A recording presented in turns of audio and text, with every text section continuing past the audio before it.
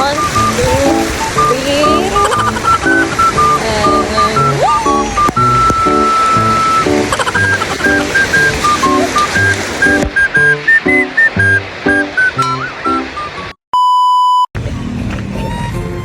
Hi guys! So, today na tayo. Ang oras na 12 exact na. Mag-1 na pala. And medyo na-late tayo kasi puyat tayo. Puyat saan? So, yun nga. Go! So, yun nga guys, nakasahay lang tayo dyan dahil wala naman tayong sasakyan and anong oras na kasi umalis no? So, ayan. Then, nakarating na din tayo ng mabilisan lang dahil malapit lang sa atin. So, yun, pagdating natin, naghanap nga tayo kaagad ng pagpiprintan. Grabe yung init dyan, kaya di maiwari ang mukha ko. Oo. Pero yun naman, tarik na tarik ang araw, guys. Wala man lang tayong dalang payong, oo. Pero naka-sunscreen yan siya. At talagang proud ka pa, ha?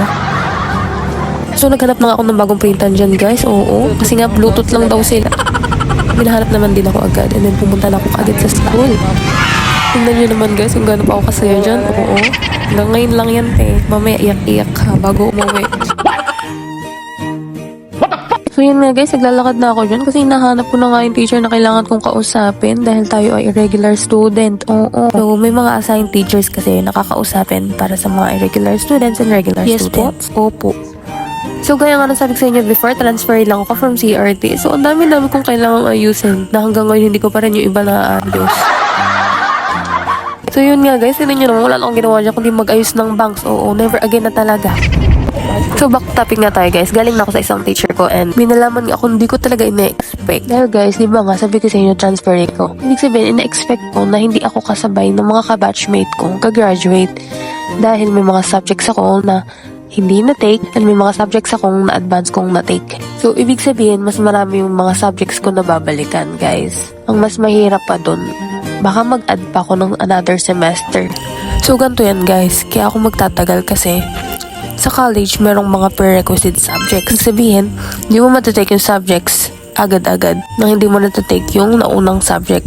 For example, Filipino 1 and tatalon ka kaagad sa Filipino 2, hindi pwede yun.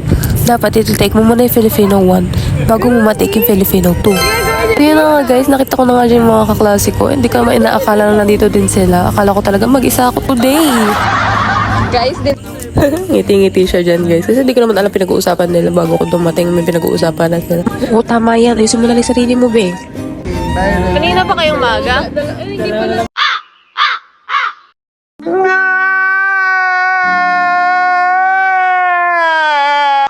So yun nga guys, medyo hindi ko alam kung ano yung rara ako dyan. So, peace na lang tayo dyan. Uwi na sila guys. May iwan tayo guys. Aww.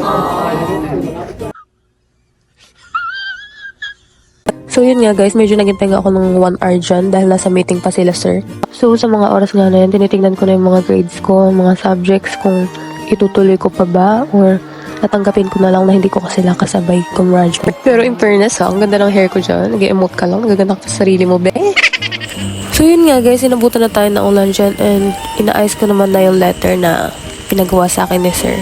And after nun, dadalhin ko na siya sa isa pang another sir. And pag na-approve, and then go ako sa summer class. Hindi ko pala nasabi sa inyo guys, kailangan ko i-summer class yung 2 subject para makompleto ko yung 29 units and hindi sumobra. Dahil kapag sumobra yun, kailangan ko na ng another sem para makomplete. And saka pala ako graduate nun. So, kailangan ko na maayos. So, yun nga guys, awang-awa ako sa sarili ko dyan dahil wala akong dalang payong. Oo, grabe ang sipag ko kasi. Dala-dala ko na yata lahat ng makeup. Pero wala akong dalang payong ha.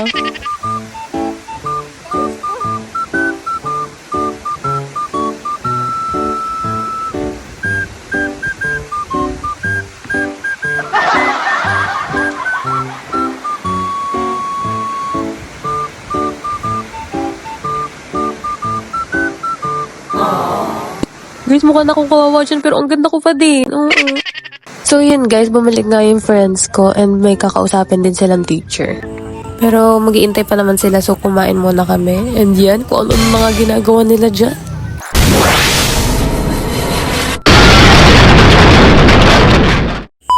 So yun nga guys, sinaya ko na sila kasi nakakahiya na talaga. And dahil bagong ulan nga, ayan, pinupunasan nila yung upuan. Magduduhin kami 3 dyan guys. Oo, kasya kami dyan. Ready na kasi pumasok po sa mga. Kung nagagawin nga kayo dito guys, sa San Isidro Plaza, sa likod nun may church doon, and sa tabi nun, ang ganda-ganda ng view, ang ganda-ganda tumambay, look, oh. Ganda ng ambience guys, lalo na pag bagong ulan and wala masyadong tao. Luwag niyan guys, and yan, tahimik and malamig din dyan. Sabi ko nga mag-hello sila sa vlog ko eh, oh. Tingnan nyo naman, ngayon sila nahiya, pero nagsusubukan sila kanina sa gitna talaga, ha? So yun, ina-enjoy na lang namin yung vibe dyan bago umuwi. So yun lang guys, kung mabot ka sa part nito, babush! Subscribe to my channel!